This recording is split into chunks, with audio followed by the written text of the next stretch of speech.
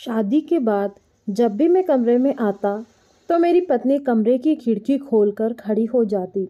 रोज यही होता। आखिर एक दिन मेरा नाम अशोक है। मैं एक मिडिल क्लास फैमिली से हूँ। मेरी छोटी मोबाइल रिपेयरिंग की शॉप है। मेरे घर वालों ने मेरी शादी एक लड़की से तय कर दी।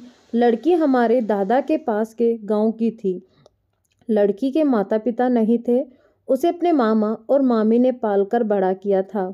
घर वालों को लड़की पसंद आ गई थी। मैंने शुरुआत में टालने की कोशिश की कि मुझे इस बात से थोड़ा एतराज़ था कि लड़की गांव की है, लेकिन मेरे घर वालों के आगे मेरी नहीं चली। मेरी शादी उसी से होना तय हो गई। शादी तय होने पर जब मैंने उससे बात की तो मुझे उसका स्वभाव पता चला। वो बहुत कम बोलती थी। जितना मैं पूछता बस हाँ या ना में ही जवाब देती। मैंने कई बार पूछा कि तुम इतना ही बोलती हो या मेरे सामने शर्मा रही हो। फिर उसकी तरफ से वही चुप्पी होती। उसके मामा और मामी भी कहती हैं कि हमारी लाडली बहुत सीधी और कम बोलती है। मुझे भी उसकी यह बात धीरे धीरे पसंद आने लगी। हमारी शादी करवा दी गई। शादी अच्छे से हो गई थी। शादी के बाद सुहाग रात का समय आ गया। मैं अब अपने जीवन की एक नई शुरुआत करने जा रहा था, जिसके लिए मेरे मन में कई विचार थे। इतने दिनों तक बात करने पर मैं उसका स्वभाव समझ गया था, इसीलिए मैं जानता था कि मुझे क्या करना है। मैंने उससे पहले बातें की। वो अभी भी बस मेरी बातों का हाँ और ना में ही जवाब दे रही थी। काफ़ी समय से मैं उससे बात कर रहा था।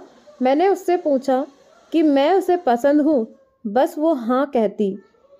थोड़ी घबराई हुई थी। थोड़ी देर बाद उसे पसीना आने लगा। मैंने कहा क्या हुआ, तुम ठीक तो हो? वो बोली कुछ नहीं, थोड़ी घबराहट हो रही है। मैंने उससे कहा कि तुम आराम करो, बहुत थक गई होंगी। शादी की भागदौड़ में ठीक से नींद पूरी नहीं हो पाती है, इस कारण थकावट से ऐसा हो रहा होगा। मैंने सोचा। मैंने उसे ये कहकर कमरे की बत्ती बुझा दी और मैं भी बिस्तर पर लेट गया। मैंने उसका हाथ पकड़ा। वो घबरा के मारे कांपने लगी थी और पसीना तेज हो गया था। वो उठकर बिस्तर पर बैठ गई। मैंने कमरे की बत्ती ऑन की। उसकी हालत खराब थी। मैंने पूछा क्या हुआ, कुछ दवाई लेकर आना है? उसके इस तरह से बर्ताव करने पर मैं भी थोड़ा डर गया था। कमरे में एक खिड़की थी, जिसको खोलने पर बाहर की रोड की लाइट हमारे कमरे में आती थी। वो खिड़की के पास हवा लेने को खड़ी हो गई। वो वहीं खड़ी रही। मुझे कहा कि आप सो जाओ, मैं ठीक हूँ। मैं थोड़ी देर बाद सो गया। सुबह जब मैं उठा तो वो कमरे में नहीं थी। वो घर का काम कर रही थी। उसकी तबीयत अब अच्छी ही लग रही थी, इसीलिए मैंने फिर रात का जिक्र नहीं किया। अगली रात फिर मैं कमरे में गया तो उसने पहले ही खिड़की को खोल कर रखा था।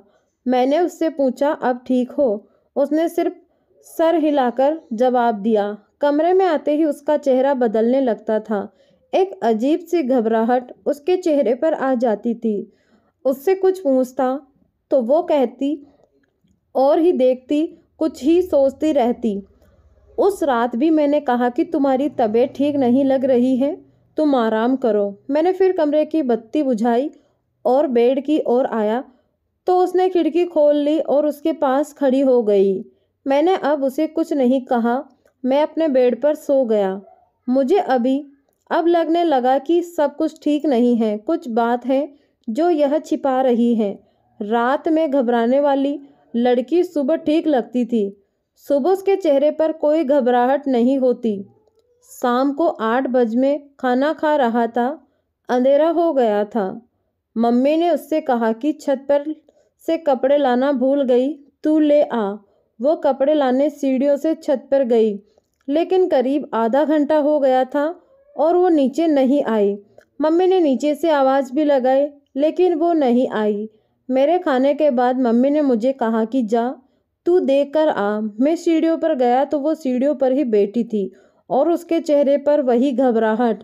मैंने सीढ़ियों की लाइट ऑन की। लाइट ऑन होते ही जैसे वो नींद से जग गई हो। मैंने उससे पूछा कि तुम यहाँ क्यों बैठी हो? वो कुछ नहीं बोल पाई। उसके माथे पर रात जैसा ही पसीना था, वो वहाँ से चली गई। अब मैं समझ गया कि बात क्या है, लेकिन उसकी वजह मुझे नहीं मालूम थी। उस रात मैं कमरे में गया और जाते ही मैंने सबसे पहले अपने कमरे की खिड़की को बंद किया।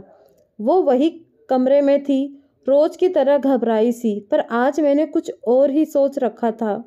थोड़ी देर बाद मैंने कमरे की बत्ती बंद की और मैं बत्ती बंद करके उसके पास गया। मैंने जैसे ही उसे हाथ लगाया, वो थोड़ा कांप रही थी, रोज की तरह पसीना छूटने लगा। अब मैंने उसका हाथ और जोर से पकड़ा, लेकिन उसका कांपना और पसीना चलना बहना चलता रहा। तब मैंने उससे कहा कि क्या हुआ, तुम ठीक तो हो? वो अचानक बोली, मेरी तबीयत बिगड़ रही है, पानी। मैंने बत्ती चालू करके उसे पानी दिया। रोज रात की यही कहानी थी। अब मैंने उससे पूछ ही लिया कि मैं जानना चाहता हूँ कि कुछ बात है जो तुम मुझसे छिपा रही हो। लेकिन क्या बात है, मुझे बताओ। मुझे पता है, लेकिन मैं तुम्हारे मुंह से सुनना चाहता हूँ और उसकी वजह जानना चाहता हूँ। वो पहले ही कम बोलती थी, ऊपर से डरी हुई थी। वो वैसे ही उसकी आवाज़ नहीं निकलती थी। मैंने उससे प्यार से पूछा, क्या हुआ? कुछ हुआ है? कुछ ऐसी बात है जो बता नहीं सकती? वो चुप रही। मैंने गुस्से में कहा कि ठीक है, कल तुम्हारे मामा से बात करता हूँ। मामा का नाम लेते ही वो घबरा गई और बोली, नहीं, मामा जी से मत पूछना। तब उसने बचपन की एक ऐसी घटना के बारे में बताया जो इन सब बातों की जड़ थी। उसने कहा कि मैं मेरे मामा के यहाँ पली बड़ी हूँ। मेरा भाई और हम एक दिन बचपन में खेल रहे थे और खेलते वक्त मैं हमारे घर में कबाड़ में छिप गई। मेरे भाई और मामी को यह पता नहीं था।